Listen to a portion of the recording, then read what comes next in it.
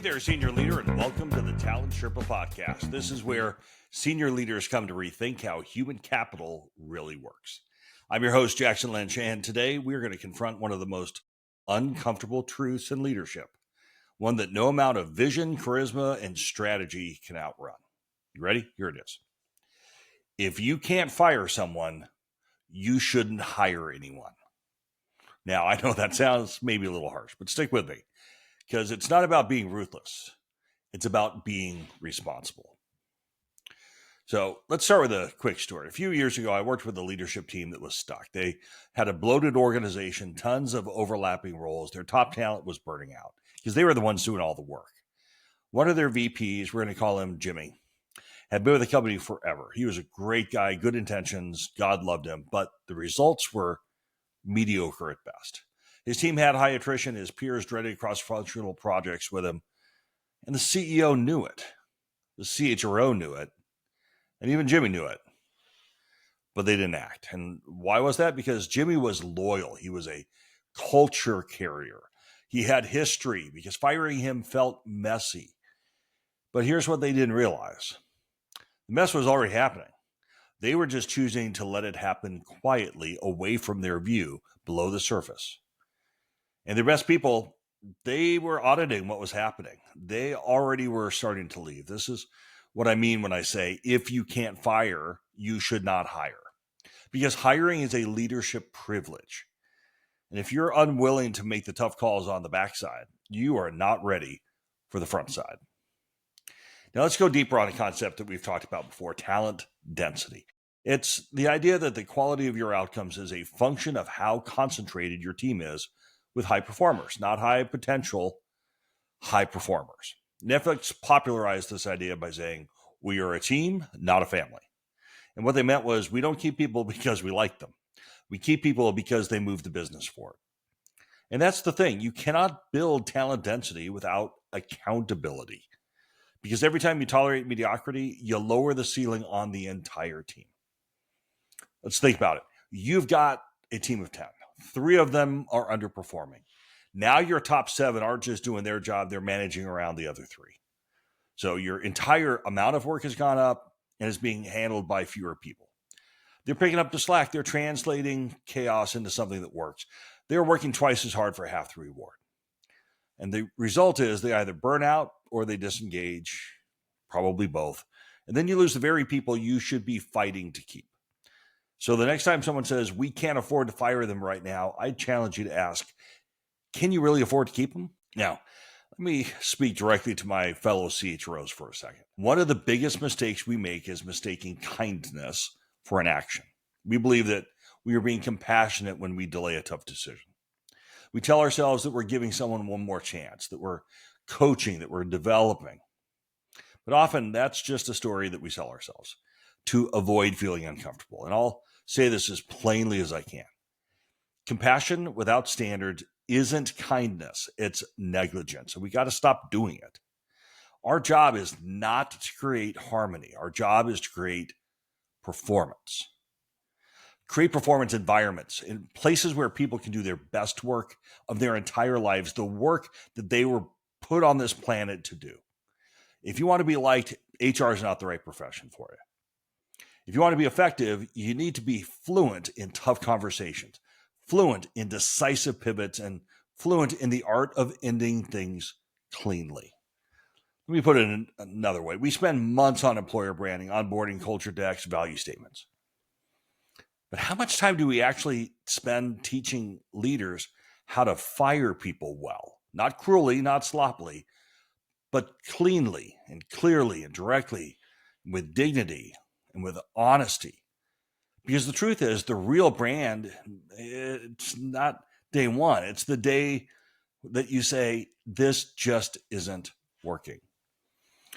And while I'm here, I'll do another podcast on this at a later time. But can we get rid of PIPs already? Nobody likes them. They're not effective. We train people on how to do PIPs, and then we don't follow the training.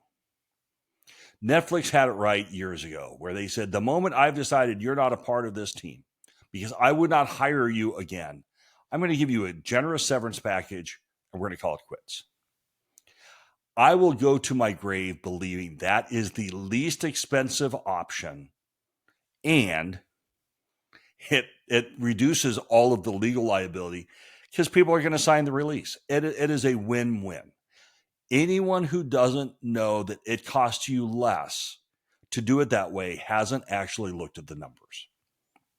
Now, here's where I want to switch up and make things a little bit more operational. You cannot manage what you don't measure. So too often we end up keeping people because we're evaluating activities, not outcomes. You may have heard this on literally every podcast so far. If people are attending meetings and answering emails and contributing to Slack, that's all great. But what are they delivering? As leaders, we've got to move from presence-based evaluations to impact-based evaluations. By the way, when you do that, it's a lot easier to figure out who needs to stay and who needs to go. Because when you do, it just becomes obvious who's contributing and who's just orbiting the work. So if you want to raise talent density, here's what that requires. 1, clarity of expectations. Every role should have a clear scorecard, not a job description, a scorecard. What are the 3 to 5 outcomes this person must deliver in the next 12 months? And how will we know if they did it? Start there. Number 2, a cadence of accountability, quarterly reviews, calibration sessions, peer feedback, skip level insights. This is not HR compliance to check boxes. This is to validate the truth. 3, a willingness to act. When someone isn't delivering and they've had all the clarity and support they need, the only thing left is the decision. And that is where leadership shows up. Now, here's something else that no one tells you when you step into a senior leadership role. You will be judged just as much by what you tolerate as what you achieve. Let me say that again. You will be judged just as much by what you tolerate as what you achieve.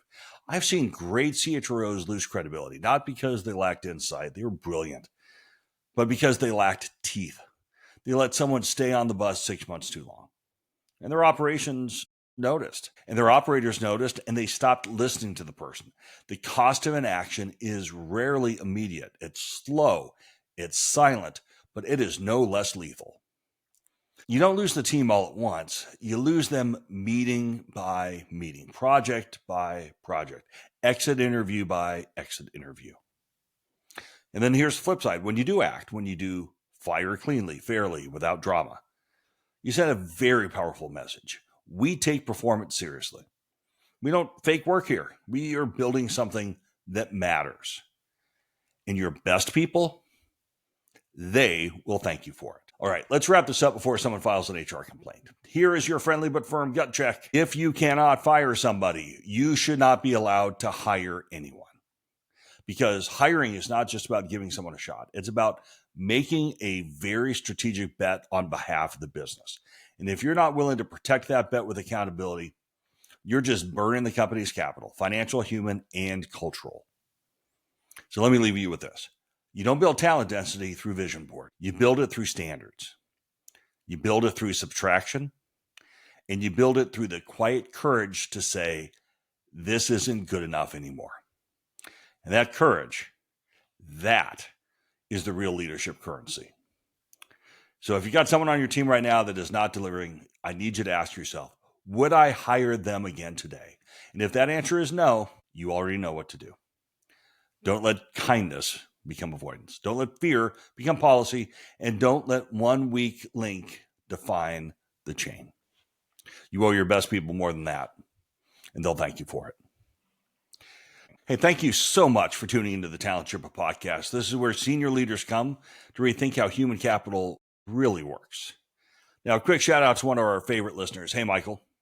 Thank you for being a part of the Talent Sherpa community. And if you enjoyed today's episode, please hit the like button, subscribe.